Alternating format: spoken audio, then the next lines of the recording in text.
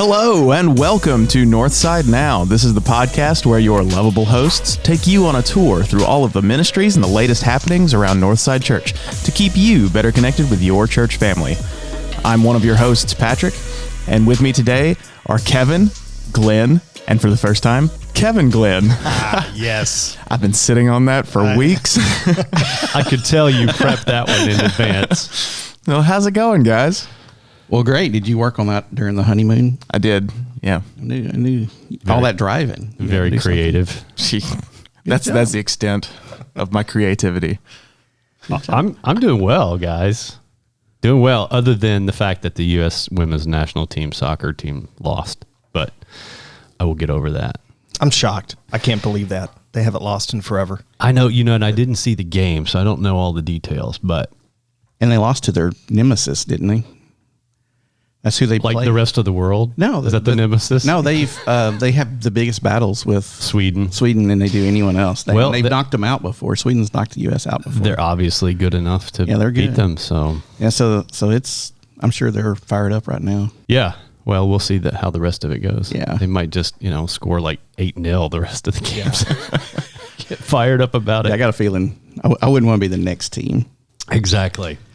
Well, they're almost as good as the Lightning. How about that Tampa Bay Lightning? Man, loving it.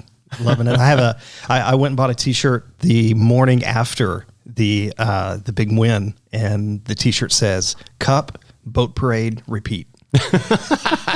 So, and I wore that to my daughter and son-in-law came into town, and they kind of surprised me all with a late Father's Day present. Took me to Universal, and so I was wearing that around Universal, and yeah, it was great. Were you getting several comments like, "Oh, I love your shirt," stuff like that? Yeah, go Bolts, and stink eye from people I assume were from Canada. Probably right. Yeah, but yeah, it was good. It was good. Lightning, the Bucks. I'm repping my Bucks today. Yeah. It was good to live in Tampa Bay, but way too much concrete. So I'm glad to be here where there's this green stuff around. These things coming out of the ground, trees. Yes. This is beautiful. Yes, we have. A couple of seasons here, and you probably have heard about our infamous pollen that will attack later on in the spring of next year, I guess. But yeah, coming from Texas, all the trees was a really weird thing too, because it just was wide open. And now you got trees everywhere. However, we're not as close to the beach as you were in Tampa, so there are beaches here. I mean, not like lake ocean beaches. No. Beach Lake has a good beach. It does. Yeah. It's a little crowded usually. Yeah. Yeah. No, it's all good. I can always visit. Yeah, for sure. Well, welcome to West Tennessee. Thank you. And we're glad to have you here. And so you are coming from Florida. Yeah. And even being Tampa Bay, I think you said one time where your office was, where you were a chaplain. Yeah. You could see the Bucks. Yeah, we were right across the street. I worked at St. Joseph's Hospital in Tampa, and they were right across the street from One Buck Place. And so we were on the 8th floor. My unit was on the 8th floor. And so you could look out and see the training fields. And cool. So it was cool every now and then to look and say, oh, one of those little people is Tom Brady. Running around down there. And then they say, okay, Kevin, we have patients. Need to be taken care of. You had the binoculars out. Yeah. Oh, there he is. Yeah. That would be fun, though. Yeah, it was cool. Fun. Well, we wanted to start just by getting to know you. We've been excited about you coming, and we've been like we had to hold it for a while, and then we could finally say it. But we've been really excited. So, how did ministry begin for you? What did that look like? Reaching way back, and when you started, or when you felt your call to ministry? I think everybody would love to be able to hear just a little bit of where this started for you. Way back, yeah. I grew up in church, but I was one of those people that grew up in church, but it was all head knowledge, really. I was 16 whenever everything kind of came together, and that's when I really understood what it entailed to begin following Jesus. So I was a junior in high school. A friend of mine took me to back in those days, a youth revival, back in the day, at his church. And that's when everything came together. And so started following Jesus. And for me, the kind of the call to salvation and the call to ministry happened simultaneously, because I, when the lights came on, I thought, I don't want anybody else to spend, as much time as I had in all of my 16 years of wisdom to go any length of time thinking they were okay with God, because they had knowledge of God. Proximity to God is not intimacy with God. So, I thought, I don't want anybody else to go through this. I want them to experience what I'm experiencing. And so, okay, Lord, I give you my vocational life too. And so it kind of happened simultaneously there at 16, and then started preparing. I continued to go to that church. Had just tremendous mentors and people to speak into me and everything. And then my grandmother, you'll hear me talk about my granny a lot. Yeah. It was huge, massive spiritual influence on me my whole life, and then just kind of kicked it into overdrive. She was so thrilled whenever I became a Christian. So cool. And then graduated from high school in 91. That's not 1891, it's 1991, which still sounds really 19. So went to Bible college right out of high school, and that's where I met my wife. So we met my freshman year, her senior year of high school, my freshman year of college, and I had my first, my first ministry position as a youth minister of music and youth. Okay. Wow. That lovely combination. And I was all of 19 years old, man. Yep. And they wanted to make sure that we were at least engaged before they would hire me, because they couldn't have a single man. They couldn't have a single man being a minister. Interesting. I know, right? So, and that's not the reason we got engaged. Edit that. And anyway, but I need a job. Will you marry me? Will you marry me, baby? God told me to tell you. No, but it worked out like that. And she and I were married in 93, and been in ministry ever since. So kind of I've done music, worship ministry, youth ministry for 18 years, first 18 years in. And but that never stops. You never stop being a youth worker. I'm convinced. Never. Always. And done Christian education, pastoral care, spiritual formation, and then counseling, things like that. But started in a lead pastor role in 2010. Okay. And so been, had the opportunity to go and minister in Texas and New Mexico and Missouri and Florida. And now, Tennessee. Well, cool. Loving Welcome. it. Yeah. Welcome. Yeah. We're glad you're here. So that's kind of the journey. And loving it. It's, never a dull moment. That's for sure. And your wife's name is Serena. Tell us more about your family. Yeah. Serena, like I said, Serena and I met in 91 on a double date with different people. And so that was fun. And we got married in 93. We were young. She was 18. I was 20. We were not in trouble. And it's all good. I have two kids. Emily is 24. She lives in New Mexico. And Cameron is 20, and he's here with us. Cool. So, Emily's a teacher. She and her husband both are teachers, school teachers. And Cameron aspires to be a pharmacist. But right now, he is a Star Wars aficionado. Yeah, I still need to sit down and have a talk with him, because I consider myself a Star Wars aficionado. Dude, you'll be there a while. I need to. I'm okay. I'm totally cool with that. And he has very, very strong opinions on the sequel trilogy and so do I. The Well, direction, maybe we need of to Star Wars since Disney took it and all that. And man, maybe we need to have him in here on a podcast. We do. Just have a Star Wars themed podcast. Oh, he'd do it. And do it. We'll have Cameron and Cameron here. Oh no, please. His brother Cameron has a lot of strong opinions about those Literally things too. everything, though. So. Glenn, Kevin, Glenn, Cameron, and Cameron. Yeah. It was meant to be. Yeah. There That's we all I go. can So- say. Oh, That sounds like a talk show. This wouldn't be a confusing. And now over to you, Cameron. Oh yeah, he's a trip, and he's into that. Lord of the Rings, Harry Potter, all those things. And he is. Our whole family is. We're a bunch of geeks, man. I love it. So if Cameron comes in, he'll have to bring his lightsabers and dress up in his Revan costume. All right. Yeah, he's got a full on. He loves Revan. I mean, I just finished reading the Revan novel. Oh, yeah. So yeah, we can have some conversation. He will. Yep. Yeah. Be great. The Force is strong with him. Well, one of the things that we've talked about for the last probably couple months is that we've been really excited for you to come. Yeah. Number one, we've talked about change and transition and how that can be difficult, but it's a huge opportunity for something new. So we talked about how, like in California, I went, actually it was in 91 when I was getting ready for college. Yellowstone had tons of fires.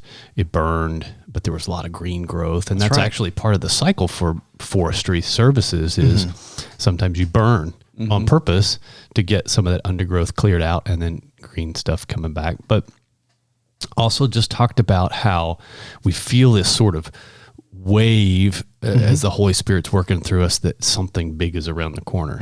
And I think that's really always important in the Christian life, that you're staying energized, staying connected, and sort of ride that wave of what the Holy Spirit and what God is doing around you to fit all the pieces together. And it kind of feels like that's the opportunity for Northside Church right now.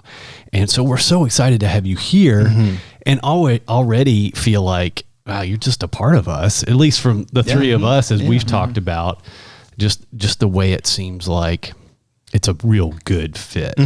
And so weird, like right now, I'm ready to jump out. In and staff meeting, meeting, exciting. Yeah, in staff meeting the other day, somebody described as there's just this like bubbling excitement, which that's kind of the way I feel as well. It's like this sort of we're not sure what's coming next, but we're all kind of just ready for it. Yeah, and I think that's so refreshing because the opposite is, oh no, something new, scared, fear. We had a podcast recently where I talked to my brother as a pastor in Indiana, and he said that change is usually not a bad thing. It's just fear of loss that really makes people sort of scared of transitions. And so one of the things I think with Northside here, there hasn't been a lot of loss to me in the transition time. We're continuing to do the things we've done. There's opportunity for growth and change and new things. And so that's where I feel like from my own perspective, that's where I sit. Yeah. Is that there's this huge, awesome anticipation. And for me, it's not like, okay, is Rev Kev going to perform or what amazing miracles are going to bring? It's just having another perspective from the outside, say, here's where we could go. Here's where the Lord's talking to me about. And it's not about you making, in my opinion, it's not about you making the change or making the difference. It's about the leadership, but it's us. It's we get the opportunity to do something new, to continue, our role as Christians, but in this body together. That's right. Moving this wave, moving us toward what's next. And so I'm super excited, number one, to have you here, but to see what God, lays on all of us to be about the next month, year, 10 years. Yeah. And that's healthy because I think, I think it can be really easy for a new leader to come in and, all right, wow, this is great. We change everything. Right. Just because. And that's not healthy because one of the most important aspects of change is figuring out why something needs to either exist or cease to exist or be tweaked or adjusted or refreshed or whatever. Why? There has to be a reason for it. And then on the congregational side, it can be really unhealthy for a congregation to say, great change. You do it all, Pastor. Yes. Because that's a recipe for disaster and burnout and all manner of things. So wait, you're not just going to come in here and just like fix all of our problems? No, no. Sorry, Patrick. Oh, well, I could hope. No. He's like, well, we were excited. Yeah, right. Exactly. But then there's also the aspect of everybody's in favor of change until they have to do something different. So there's that aspect of, we want change. You go first. Yeah, I want everybody else to change. Yeah, change as long as it doesn't impact my department and don't move my cheese. And so one of the things that I want to do early on here is do a lot of listening, a lot of learning, getting to know everybody, getting to know the history of, okay, you do this. Why do you do that? What's the reason? What's the impact? Where is it at now? And so kind of phase one of me being here is going to be a lot of listening and learning. And then once we have that information, it'll be getting everybody together to look at it, to do honest evaluation. Right. And, okay, so what impact is this still having? What did we ever figure out why? Well, no one remembers why. Well, okay, let's look at that. Well, are there better ways to do it, more effective ways to do it? And even in those things where there might be a sense of loss, it's helping everyone understand that a lifespan is not a bad thing, and a lifespan is a very natural thing. And there's growth, and there's a swell, and then there's a decline. And can something be rejuvenated, or is it time for it to be retired? Right. And how can that be done with dignity and honor, not just, well, nobody's coming to that anymore, we're killing it. Oh, because there's people involved, and feelings, and history, and investment. So how do you retire something with honor and dignity and honoring its history? Yeah, there's that concept of finishing well. That's right. Yeah. And Well, so yeah. that's kind of what we'll be doing. But I want to do that in a way that maintains and keeps our momentum. That can be a hard thing to. We quote Ecclesiastes a lot, seasons of life. Yeah. But there are beginnings and endings, and endings can be good thing, and it can feel really tough. Yeah. But that is the way God designed it, so that there are seasons to everything. And so I definitely hear what you're saying, and I think that there are bound to be things that end. Yeah, and because that's the way they're designed. They're designed to have an ending. And as we change, as the culture changes, as a body evolves and changes, that's going to happen. And it should be something that we can embrace together. It might be difficult, but that's why we're hopefully connected, so that we can relate with each other, so that our relationships can hold us together as we're, I think a lot in visual imagery. So if we're going over a wave, or we're, whatever, we hold on to each other. Yeah. We stay connected, and that's how we ride out whatever comes at us. And what new beginning does that make a way for? Yeah. And that's the thing, because it's not just, well, this is ending and then falling flat. Right. It makes, well, like the metaphor of the fire that you were using, that puts nutrients in the ground to make way for what's new. Yeah. Yeah. Yeah, especially whenever families and people are so busy, and Oh, yeah. they get to really choose. They get to choose, and it's not just set anymore. Wednesday night is not just church night anymore, and Sunday mornings are not just church day anymore. So whenever I'm having to make a choice, something that's new that's coming around, maybe something does need to go in order for me to make that choice. And so it's difficult to know, to see both sides of that, and to provide for that. So that's exciting, the bubbling, and, the thing is, whatever we change, we're going to do it together. Right. Yeah. We're going to walk through it together. We're going to pace it at a pace that, as many of us as possible can wrap our minds around it and be part of it. So, that's how we'll go. That's awesome. Yeah, man, I'm I excited. love to hear that. And I love tech. Me too. Yeah, I love tech. That makes me happy. Well, because, and that's one of the things that, used to be the front door of the church was the physical front door. And no, that ship has sailed. So the front door of the church now is your online presence and your live streaming and your website and your social media. That's the new front door of the church, and people will check you out maybe for months before they ever step foot on the property. Yeah. So, one of the things just for us to expect at Northside is that what we do digitally, that is going to be considered a campus. Yeah. We're going to consider our online folks and online engagement. That's going to be a campus. Yeah. And Online is definitely a mission field. Yeah, in it and of is itself. its own thing. Yeah. Yeah.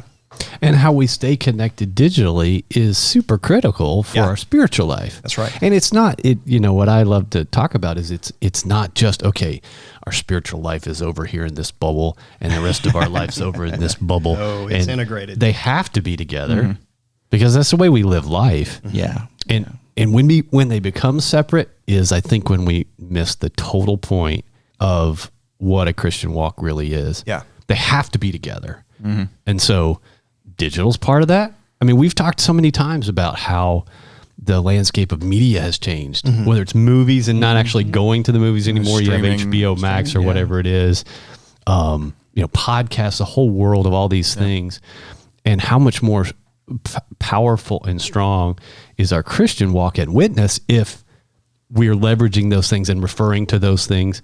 It's not that they're separate, because one of the things that I think we have a huge opportunity as each individual Christian is how we're talking to people who aren't either believers or connected to a spiritual group. Because to your point earlier, how can we not be concerned about people's ultimate relationship with Christ and salvation? Yeah. And it's one of those things we talked about recently is when you're sharing your life, sharing your witness, if you want to use churchy words, it should be something you can't help but not talk about, or can't help but talk about. I think is what I should have said there. Yeah, I lost track of all the negatives. Yes. So I think that's a fantastic thing to be talking within the framework of where we live. Where we've talked about on this podcast, it's talking to people where they are. Yeah. Well, and the thing is, the church utilizing things that are new is not new. Does that make sense? No. That's so we didn't, at Northside, if this podcast, live streaming and Northside taking advantage of new tech is not a new thing in the life and history of the church, because one of the reasons why Jesus coming in the fullness of time, when everything was full and ready, was going back to Alexander the Great taking over the known world, then the Romans setting up a road system and mail and making it possible for the gospel to be disseminated. That was a use of technology. Right. That was the technology of the day. And Paul utilized that. He went to Mars Hill, which was that's basically like broadcasting. And so then, you have the church.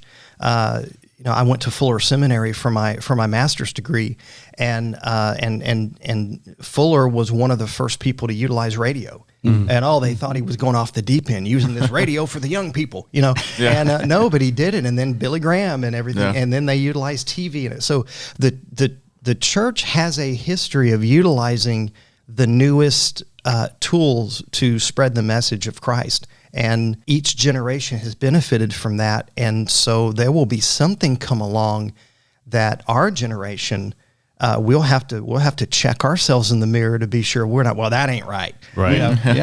We were there for the podcasting, but this newfangled thing ain't right. No. We gotta check that because we benefited. And I think that's one of the things with change is to help people remember, because oh my gosh, we have such a short attention span. Squirrel, right? and everything. We tend to forget the sacrifices that were made for us that we benefited from previous generations, and to remind people that somebody gave up maybe something they were comfortable with so that you could find your way into the kingdom, and now it's your turn, and so you're up next. And so that's why one of those things when it comes to church longevity, I think the longer that you were part of a church, the fewer rights you have and the more responsibility you have. The people with the most rights are the people who are just walking in the door. They have all the rights. And me as a lead pastor, I have the fewest rights. I have the most responsibility. And so my responsibility is to be the lead host, not the lead guest, right? The lead host. And I think the longer you're part of a church or an organization or nonprofit or whatever you're doing to help people, longevity doesn't give you more rights. Longevity gives you more responsibility, and you are responsible for those people that haven't even shown up yet. So that's the thing. Church is about the only entity that exists for the people who aren't there yet. I love that. So anyway, All right, I'll stop talking for a minute.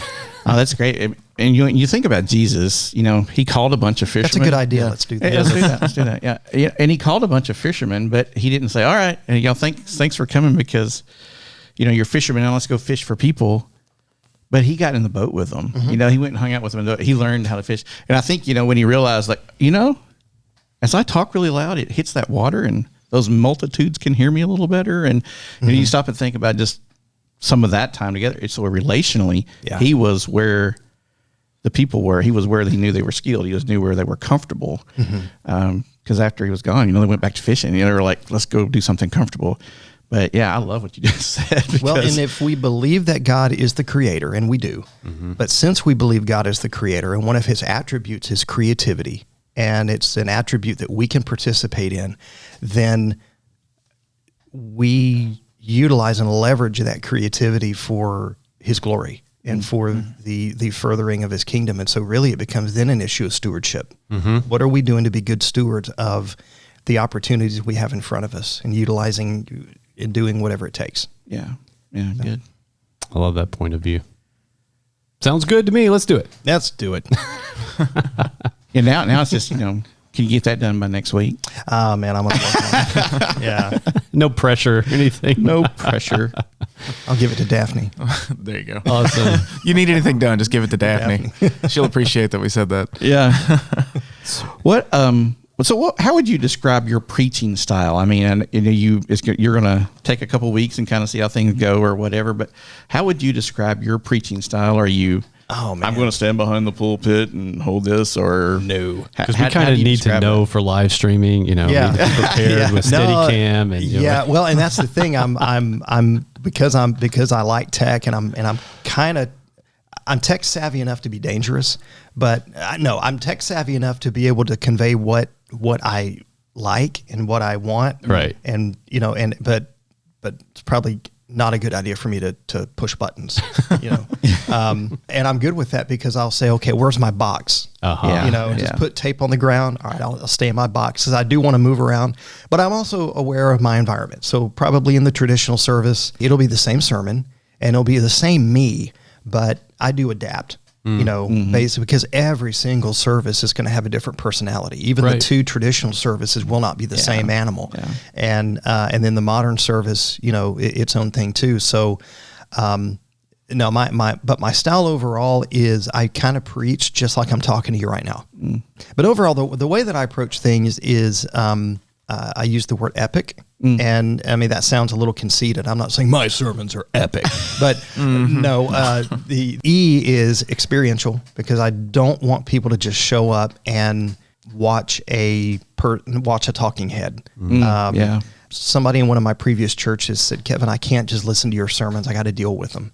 And I want you walking out of here dealing with it because you've had not an experience with Kevin, right? Yeah. You've had an experience with the Spirit of God, and there is something in that message that is going to get to you and get at you, have you thinking or feeling or whatever. And so an experiential way. P is participatory.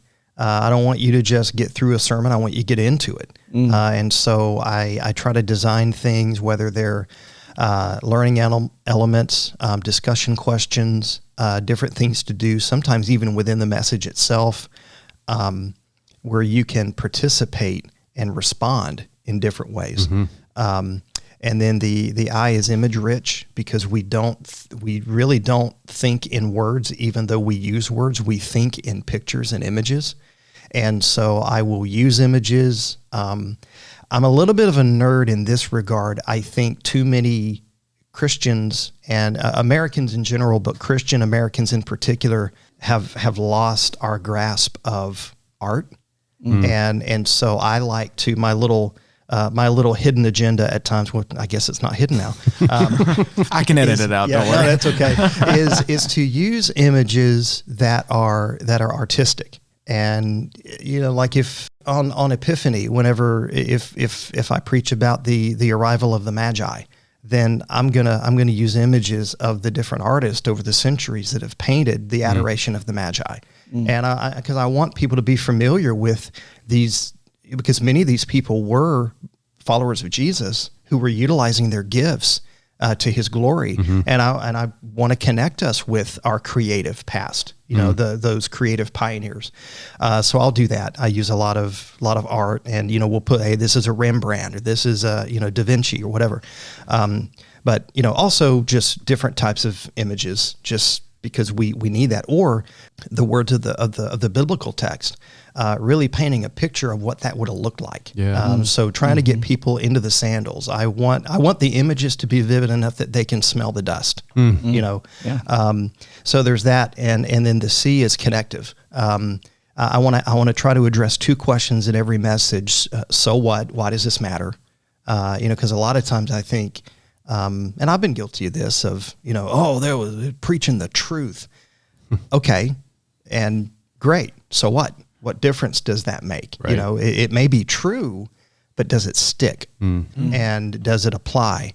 And so is it stickable? Meaning sticky? Is it sticky? Is it a sticky truth? Because it's one thing for it to be true. It's another thing for it to be a sticky truth, because then it sticks to you and you won't let you go, and you have an experience, and we're back up to the top. Right. So, so what? Why does this matter? And then now what? What do I do with this? How do I respond? A lot of people come to church and they don't know. They don't know what to do with what they've just heard. And so some calls to action, some action steps, some, hey, if this is something that's really resonating with you, here's what you can do next. You can talk to this person. You can, text us at and someone will reach out to you. Or Right. here's this. So what and now what? That connects it to a tangible next right step. Yeah. So that's how I preach. Cool. Well, you bring up a important thing about Christian action, and so many of us, and I think all of us, could relate a time where we were just taking in and not actually doing anything. But it's where the gospel comes alive for me when I'm doing something, taking action. And I've heard this concept of Christian action a lot, whether it's, you just can't help. Faith without works is dead, but that's just, the works is an outgrowth of the faith. It's outgrowth of the Holy Spirit working. And we all need to have that action. Doing something is super important. And so I'm excited to be called to action. Yeah, because if you don't, you end up with the Dead Sea effect. Yeah. The Dead Sea, oh man, receive, consume. And so, I talk in metaphors. So you got the Dead Sea. Well, the Dead Sea is dead because there's no outflow. And that's, faith without works is dead, because if all you do is consume and there's no outlet, you die. Everything that's flowing into the Dead Sea is nutrient rich. And then it goes somewhere to die. And so it's something for us to remember. Or, switching metaphors, if all you do is eat and do nothing, you know what happens? You expand your horizons. Don't attack me like that. Hey, come on. But, I'm going to have to deal with that now. That's right. Take some action. Yeah. I heard a friend of mine, he said, yeah, too many churches have become nurseries for fat babies. And I was like, oh, stop it. That hurts. I know. I was like, oh, I don't like that. But truth hurts sometimes. So yeah, you got to get up and do something with it, and don't be a pew potato. Yeah. Yeah, that's good. So you're in the process of, moving, or you've actually already, have you moved everything? Or is it still in 2 locations now? Maybe even 3? Oh my goodness. Yeah. Everything is currently located in our rental. Okay. And in that rental, most of it's in the garage. Got it. And the plan was, because the market's so crazy right now. Yeah. I'm kind of like, and my wife and I both are, okay. So we're looking at the market in Jackson, and it's like everywhere else. Something comes up, and there's a feeding frenzy, and multiple offers, and people trampling one another. Well, not actually, no. It's like Walmart on Black Friday. Friday That market. just sounds good, It's like the Tickle Me Elmo thing all over again. It's just houses. But and so I said, I'm not getting into that. We'll just rent. We'll wait for this madness to slow down. And so I was fully prepared to be in the rental, for 6 months to a year. Yeah. And then, but God, right? So, so the realtor we're working with took us house hunting on Monday. What is today? Thursday. As of the Thursday recording when of we this. record this. Yeah. You'll be listening to this on Tuesday. Okay, great. What? No, I'm Time warp. great Scott. So yeah. Anyway, this past Monday, whatever date that was, on Earth, we went house hunting, and he said, "Hey guys, I got a lead on this house that isn't listed yet. It's going to be listed." And he's like, "You want to see it?" Yeah. So we go in. We love it. Love it. And I said, "So do I have to wait for it to go live?" He said, "Well, I don't know. Let me see." And I said, "No, if you want to make an offer," they said, we'll wait to take it live to see what they think." And I said, "Well, here's the offer." And they took it. Yeah. So yeah, no bidding war, no feeding frenzy. I didn't have to, drop kick anybody to do anything. Not that I could. I'm not intimidating at all, but it was really a God thing. Yeah. And so yeah, we will not be in the rental very long at all. So we will move again August 20th. Awesome. And that'll make y'all pretty much neighbors. Yes, around the corner. Yeah. I know where you live. Yes. So you're in the same subdivision. Yeah. Oh, okay. Have you warned him about Halloween and all the kids that attack during that time? No, because I'm still, because of the COVID year, I'm not sure I fully understand what it's going to look like, but it is incredibly Y'all's neighborhood is frantic. yes. I love it. love It is trick-or-treaters. it's the hood for Yeah. Halloween. Yeah. People bust their kids over to that Yep. neighborhood. literally. Yeah, you would not be able to Yeah. drive at all that night. That's going to be fun because I love to whatever costume I have. I love to sit out there and interact with kids, mess around with kids. And It's a fun place. Well, you're guaranteed to have some fresh cookies when you move in. So I'll just telling you, all right. our kids are fantastic bakers. So They are. Oh, good. that'll be awesome. And in Okay. fact, Well, I'll give you my exact address just to make sure they come to the right house. Okay. Yeah. Yeah. Don't do it on air. No, I'm not. No, I'm not. yeah, ask for cinnamon rolls at some point Okay. because those are really good too. That's our segue. One of our rich buddies, went up to space. Yep. So Jeff Bezos and Is he a member of Northside? Not anymore. Oh, I don't okay. think. Yeah. He quit giving a well- long time ago. He didn't like the new pastor. I don't know. We order enough stuff from Amazon. I guess he could be really. an honorary member. Is that a? But this is the age of space tourism. Yes. We've got Richard Branson that's been up. Now, I guess it's a technical definition of space. So you get up to a certain, it's like the Kármán line, I think is what it's called. You get past that, then you're technically in space. But we've definitely had two of our most wealthy people up in space. It remains to be seen what exactly that means for the rest of us normal commoners, but Maybe there'll be a coupon day. for only 5 million, That's going to you have can to be a really good discount for me to go. It's like Prime Day. Maybe Jeff will do Prime Oh, Day there for we go. Prime Day Space. for your space trip. Get your Black Friday deal. Yeah, but I'm a space nerd. You can tell by my cup here. But love it.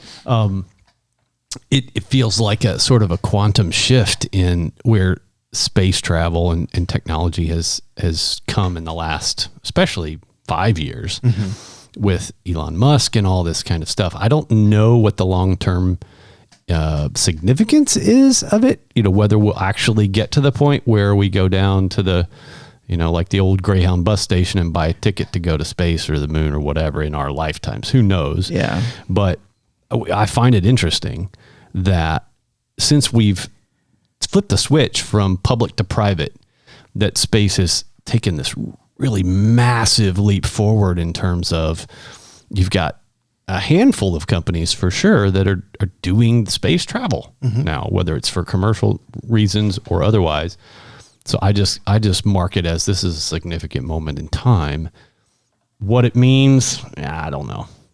I can't really relate to Jeff Bezos and his life and his spacecrafts, but I just find it interesting, at least to comment on. And I hope the teenager that went up there when prom season runs around, quarterback says, "You want to go to prom with me?" Some girl, and he walks up and goes, "Quarterback, I've been to space. yeah, I'll go with you." Yeah. Could you imagine?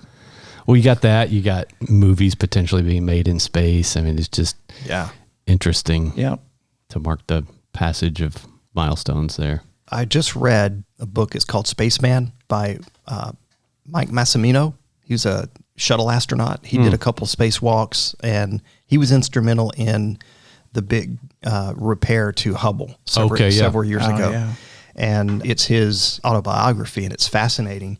But at the end, he talks a lot about the private industry. He seems to be a fan, but I don't know how every other astronaut feels. And he liked the idea of them being able to do things without a lot of the budgetary constraints from government and things like that. But I mean, everything has an upside, a downside, and his perspective, which I found an interesting perspective, especially in light of some of the backlash that has come up. Oh, people are starving and they're in space. His perspective was we explore, and he's all for we've got to continue to explore and go. And so he really didn't like it when NASA kind of became more of a taxi service for satellites and things like that. He's more into the exploration aspect of space. And so he thinks that more of these private industries are going to push NASA to get back to the mission of exploration rather than transporting goods back and forth to the space station and that being it. So I thought that was interesting. Well, and an ancillary sort of outgrowth of all that is all the innovation. And that trickles down. We've talked about this before. It trickles down to benefits for all of us. Yeah. Whether it be research that's done in space for, biotech stuff that helps our quality of life. So it does have a indirect impact on the rest of us too, in many ways. But that innovation idea does, loop that back into change and growth and all those kinds of things. So I'm excited about it. Yeah. I was listening to another podcast. But they're not our competition. Don't worry. Okay. All right. I was listening to another podcast, and another Kevin was on there, Kevin Kelly. And he's the founding editor of Wired magazine. It's kind of a tech magazine and everything, but he was talking about, driverless cars and how that technology, it's been space, space exploration and the development of AI for things like that has kind of trickled down to give us this. But he said it's going to be a really difficult choice for human beings because he said right now you get in a car and you have at your command, anywhere from 100 to 500, depending on how robust your car is, horsepower, and you call those horses and they respond.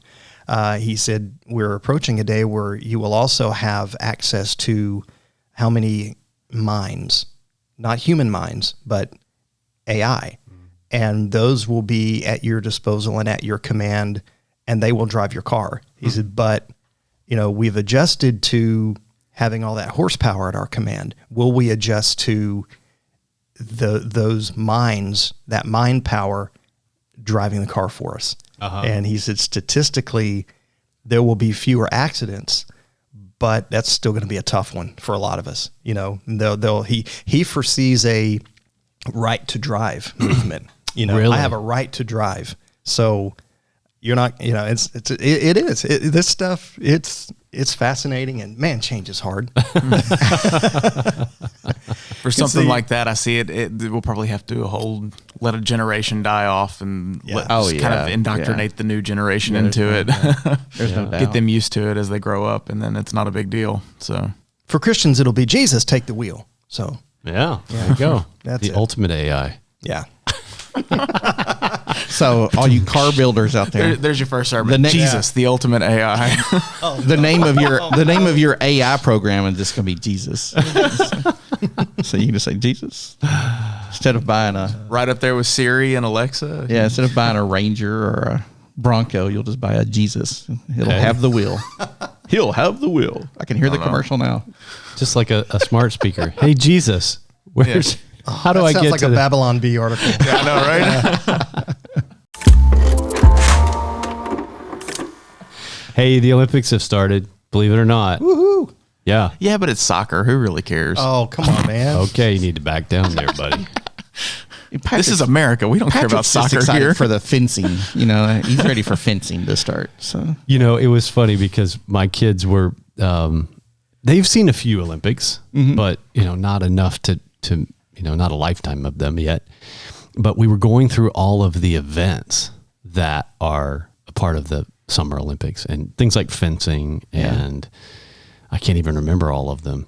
I like more the gymnastics stuff. Yeah? Yeah. Swimming, track and field. Those are kind of your typical Water things. polo is fun to watch. water polo is great. Extremely difficult to actually do. Yeah. Yes. I can tell you. Yes. But I'm excited. I mean, it's been a year delayed. And so that anticipation of, hopefully it will still happen, with the state of COVID and rebounds and all those kinds of things. So everybody needs to continue being safe. But Well, have you heard they're talking about how they're already predicting that there will be an Olympic strain of COVID come out of this because of everybody from all over the world coming together. They're just like already saying this is going to be a thing. They're going to develop some sort of new strain of COVID. Well, I do with all know. of the different. some of the U.S. athletes are not going because they've been infected. So it's a reality that we're dealing with, I guess. But I'm just excited to watch. Be a spectator. It's going to be fun. I can watch it on TV and not actually have to be there and Well, get and COVID. the reality is you probably can't be there anyway because they're not having that's a lot true. of spectators. But that'll be different. A track and field event with nobody in the stands. They'll probably throw those cardboard cutouts up there again.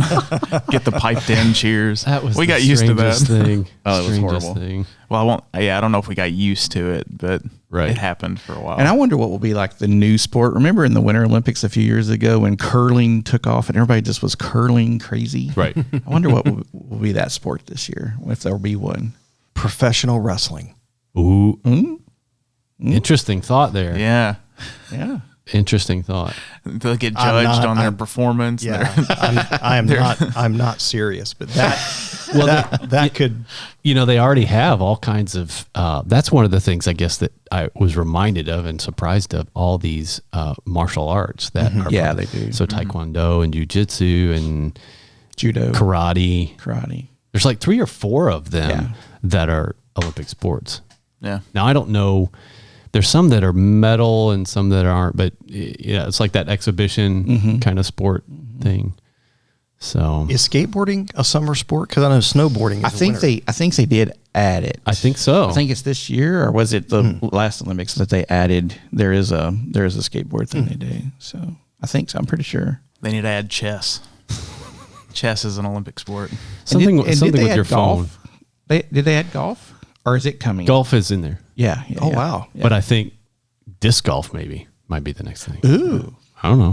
Ultimate frisbee. Ultimate frisbee. There we go. Disc golf would be a good one. You never know.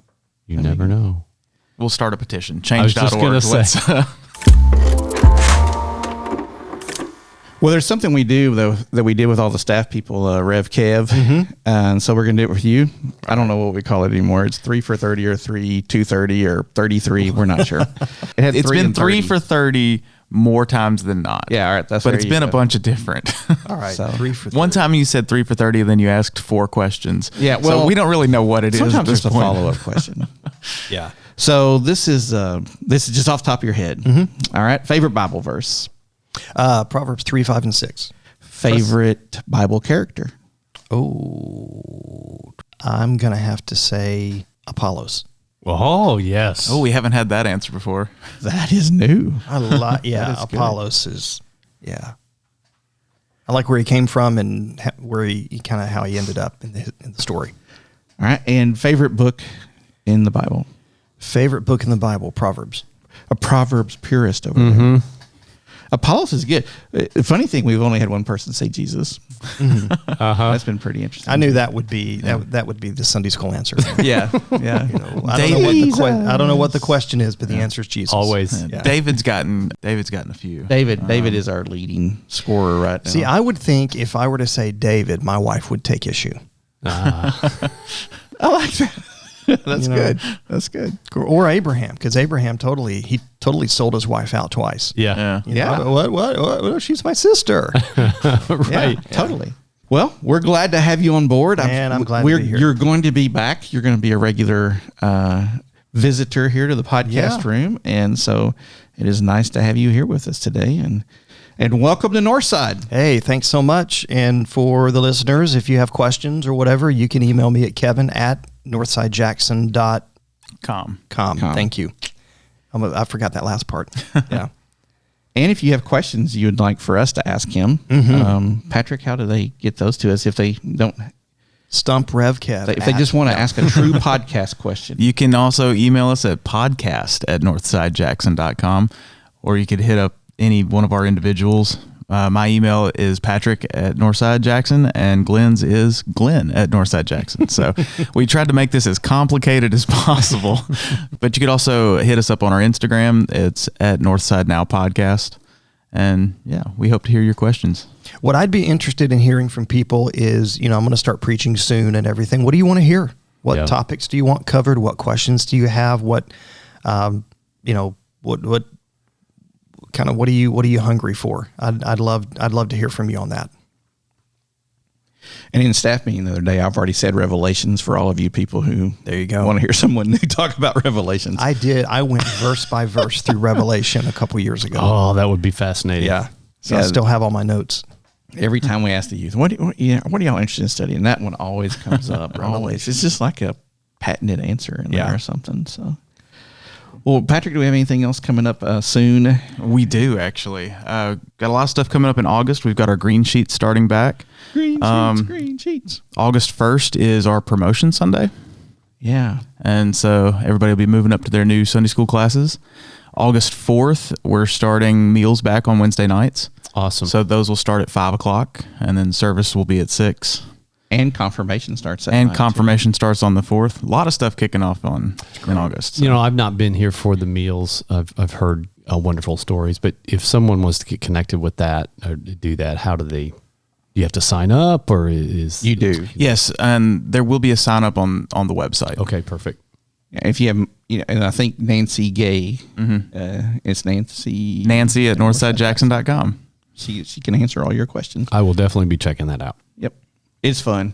It is really a great connection point throughout the week to just see folks and stuff. Yeah. Last night was my first time being live at any service. I'd been, checking you guys out online.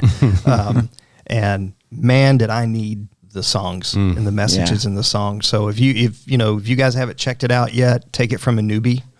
It is definitely worth coming out and imagining that following a good meal. I'm even more excited. Yeah, oh man, me too. Yeah. And then you can slide over to Bible studies or and children are kicking back up, I think, that night too. Yeah. So.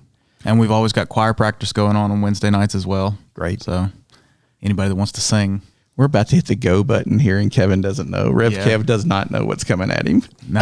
We're about to hit the go button. Let's do it. This is as quiet as Northside gets right here. Yeah. And so... Well, guys, thanks for podcasting with me. Rev Kev, we're glad you're here with us today, and we're excited to see what's coming up next. Make sure you visit our website, northsidejackson.com. Check us out on Instagram. That's Northside Now Podcast. And shoot us an email to podcast@northsidejackson.com. We'd love to hear from you. Also, make sure you never miss a show by clicking on the subscribe button. And while you're at it, if you find this show to be informative or entertaining, consider rating us on whatever platform you're listening to us on. Once again, this is Patrick. This is Glenn. And I'm Kevin. And I'm Kevin Glenn. Yes, it worked. And this is what's happening at Northside Now. Bye-bye.